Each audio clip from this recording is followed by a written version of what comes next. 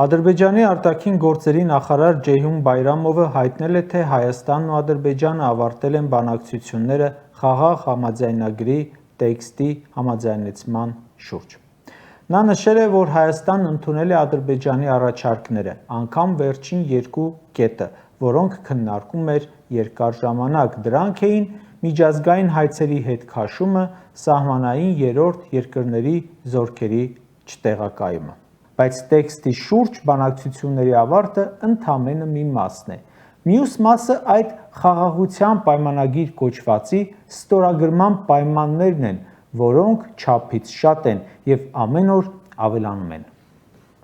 Այսօր Ալիևը հայտարարել է, թե չեն կարող մոռանալ իրենց 30 տարվա նվաստացումները։ Սա ինչ է նշանակում։ Հասկացվում է, ոչ մի խաղաղություն։ Նիկոլ Փաշինյանը այս ամենին արձագանքելու փոխարեն ընդամենը կրկին հաստատել է նոր սահմանադրության կետը, տարածաշրջանային նշանակություն տալով դրան,